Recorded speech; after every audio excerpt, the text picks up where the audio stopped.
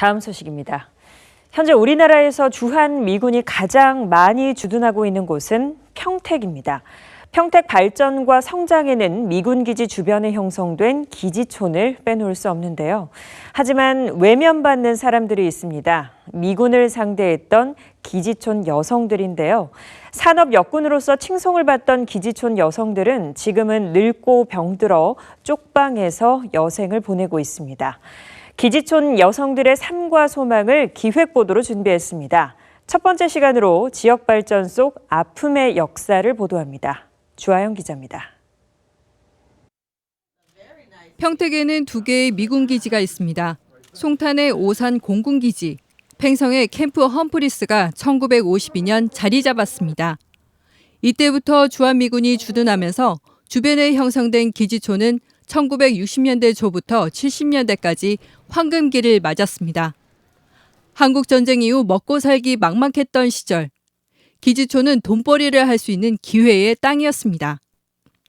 양복점과 잡화점, 식당과 술집, 클럽 등이 줄줄이 생겨난 가운데 전국에서 일자리를 찾아 몰려들었습니다. 여기에 여성은 빠질 수 없는 존재였습니다.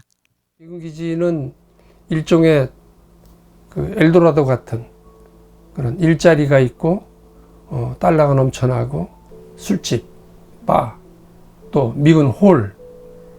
그럼 거기 누가 있겠어요? 당연히 여성들이. 가족을 먹여 살리려고, 동생을 공부시키려고 뛰어들었고 또 미군과 결혼해 이민 가고 클럽 등에서 미군을 상대했던 여성도 많았습니다. 기지촌에서 벌어들인 외화 수입은 한때 국민 총 생산의 25%를 차지할 정도였습니다. 대통령까지 나서서 외화를 벌어들이는 애국자라며 기지촌을 지켜 세우기도 했습니다. 송탄서 박정희가 도로 개통시켜 온다고 왔더라고요. 박정희가 와서는 하는 말이 뭐라 하느냐면은 송탄에서 달러를 안 벌어들이면은 돈이 맺힌다. 그래서 우리 딸에는 애국자라고 열심히 미군들한테 당근 1짜리 하나라도 더 빼내려고. 하지만 미군을 상대로 한 기지촌 여성들은 안보와 경제라는 명목 아래 도구처럼 이용당했습니다. 정부의 관리 속에 강제 성병 검진을 받아야 했고 문제가 있으면 갇혀 지내야만 했습니다. 한때 미군 부대가 있었던 곳의 성병 진료소의 현재 모습입니다. 지금은 간판도 사라지고 당시의 모습을 볼 수 없지만 이곳을 비롯한 성병 진료소는 기지촌 여성들에게 잊지 못할 아픈 기억으로 남아 있습니다.